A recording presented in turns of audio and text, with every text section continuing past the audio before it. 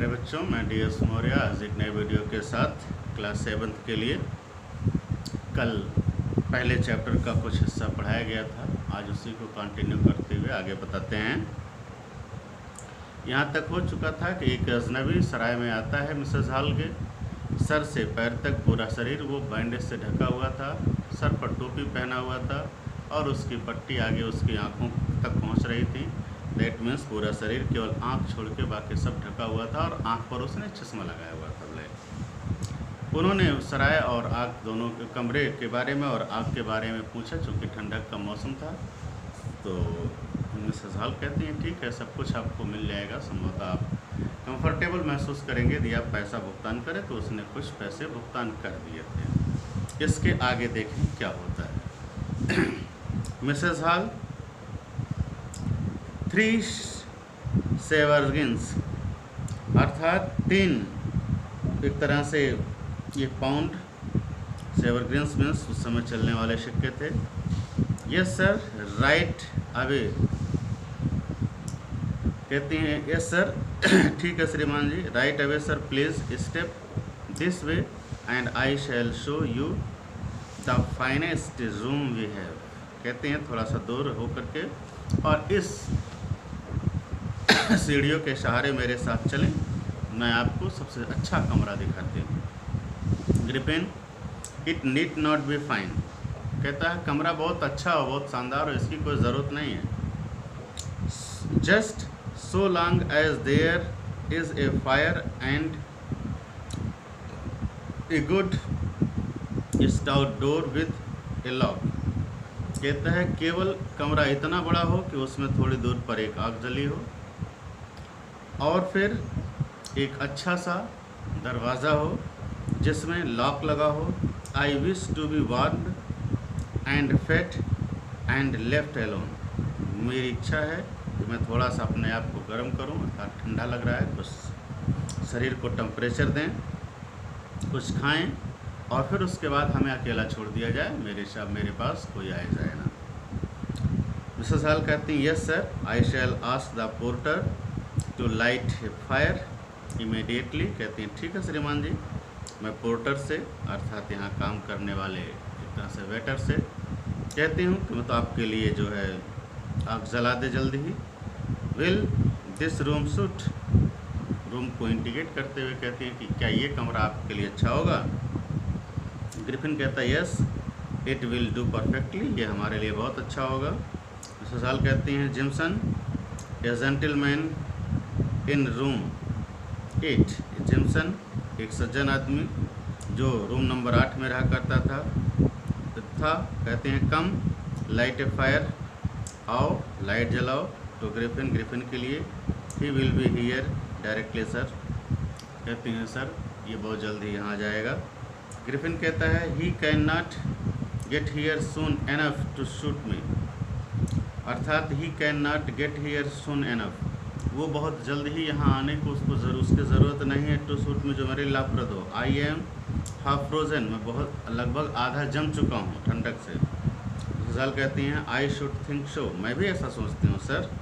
Travelling on such a night as this, ऐसी रात में, ऐसी भयानक ठंडक रात में यात्रा करना, ये ऐसा हो सकता है। I shall see to some supper for you, मैं आपके लिए कुछ भोजन तैयार करती हूँ, मतलब भोजन की व्यवस्था करूँगी। May I take your hat and cloak sir. कहती हैं क्या मैं आपका ये हैट और ये क्लॉक ले सकती हूँ sir, to dry them out, कि उसको मैं बाहर सुखा दूँ।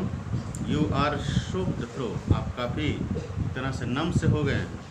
आई शुडेंट वंडर, अर्थात मुझे ऐसा मतलब शायद नहीं सोचना चाहना चाहिए था। ग्रिफिन कहता है no I prefer to keep them on, मैं इन सब चीज़ को हमेशा पहनना पसंद करता हूँ। आई do not want people hanging about, मैं नहीं चाहता हूँ कि मेरे कोई भी लोग इसके साथ बने रहें, देखें, चिपकें। मिसेस हॉल अफेंडेड, थोड़ा सा प्रभावित होते हुए कहते हैं very good sir, you need not to be so touchy, शायद आपको इस तरह से ज़रूरत नहीं है कि कोई व्यक्ति आपके संपर्क में बहुत ज़्यादा रहे। I was only trying to be sociable, मैं केवल सामाजिक एक तरह से औपचारिकता निभा रही थी, व्यवहार निभा रही थी। ग्रिफिन कहता है I do not look for sociability at all, मैं इस तरह से की सामाजिकता को नहीं मानता। I have a great deal of work, मेरे पास बहुत ज़्यादा काम टू डू करने के लिए। And I wish to do it undisturbed, और मेरी इच्छा है कि मैं अपने काम बिना किसी डिस्टर्बेंस के पूरा करूं। I trust madam that I make my self clear, कहता है कि मैडम मेरा विश्वास है कि मैंने अपने आप को अपनी सारी चीज़ें क्लियर करके बता दी हैं। अब इसके बाद आपको इसमें कोई भी इंटरफेयर की ज़रूरत नहीं है। इसके बाद देखें क्या होता है। Except for the delivery of his meal by the porter, अर्थात पोर्टर के द्वारा उसकी डिलीवरी अर्थात उसको भोजन पहुंचाए जाने के बाद jimson his door remained closed, यानी जैसे जिम्सन के द्वारा उसको भोजन पहुंचा दिया जाता था उसके दरवाजे हमेशा बंद रहते थे। And for 2 days no one but the porter had so much as a glimpse of him. And for 2 days, और लगभग 2 दिनों के लिए नो वन, कोई भी नहीं, but for the porter had so much A glimpse of him, बल्कि porter ने ही काफ़ी हद तक एक झलक भी उसकी नहीं पाई अगले 2 दिन तक। And even the porter had a strange thing to tell of what he had seen, और यहाँ तक कि पोर्टर के पास कुछ विचित्र चीज़ें भी थी, यानी कुछ ऐसा आश्चर्यचकित उसने देखा, आश्चर्यचकित कर देने वाली थिंग उसने देखा भी था जो दूसरों को कहने के लायक था। Jimson close kept his back to me the whole time, अर्थात कहता है जिम्सन कि अक्सर जब मैं जाता हूँ तो वो मेरी तरफ मुंह ना करके, मेरे अगेंस्ट की तरफ मुंह करके, पीछे की तरफ होकर के मेरे सामने खड़ा, मेरे पास खड़ा होता है।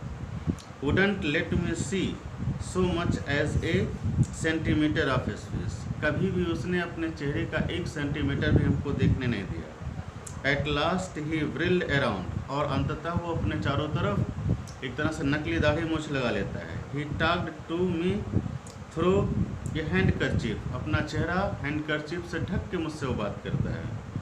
Held the thing right up to his face, और लगभग चीज़ें अपने चेहरे के सामने ही रखता है। Like he did not want me to see him, ऐसा लगता है जैसे वो नहीं चाहता है कि मैं उसे देखूं। I think he is invisible, मुझे लगता है जैसे वो अदृश्य हो। Mrs Hall laughing, you are a superstitious old fool. Jimson की इस बात को सुन करके मिसेस हॉल हंसते हुए कहती हैं कि तुम एक अंधविश्वासी मूर्ख हो। सुपरस्टिशियस मीन्स अंधविश्वासी। Your mind must be a wandering, तुम्हारा दिमाग निश्चित रूप से चक्कर खा रहा है। The people of Iping had a new worry now, अब आइपिंग के लोगों के पास एक नई चिंता थी। A race of burglars had now erupted in the neighbourhood, अर्थात चोरों का एक समूह जैसे लगता है कि पड़ोस के घर में चोरी कर ली। The police found themselves helpless, police भी अपने आप को इस चोरी से का पता लगाने में असहाय महसूस कर रहे थे। Some of money just seemed to vanish into then air, some of money जैसे कुछ पैसा just seemed to vanish into then air, thin air, जैसे कुछ पैसा हवा में उड़ गया हो, यानी हवा में ही गायब हो गया हो। And then one day doctor Cuss, और फिर इसी बीच एक दिन doctor Cuss who was taking collection for the new nursing home, जो नया नर्सिंग होम बनाने के लिए पैसा इकट्ठा कर रहे थे, came running down the stairs, वो सीढ़ियों से दौड़ते हुए नीचे आए।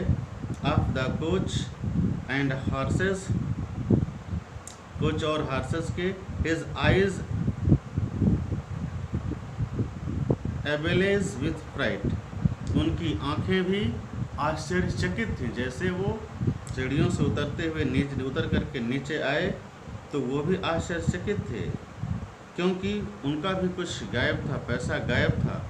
Mrs Hall concern, why doctor Cuss you look as though you would seen a ghost, कहते हैं डॉक्टर क्या हुआ, आप ऐसे आश्चर्यचकित हैं जैसे आपने किसी भूत को देख लिया हो, अर्थात जैसे लगता हो कि किसी भूत से आपकी मुलाकात हो गई। तो यहाँ तक हो चुका है, अब आगे फिर नेक्स्ट डे बता देंगे। Thank you.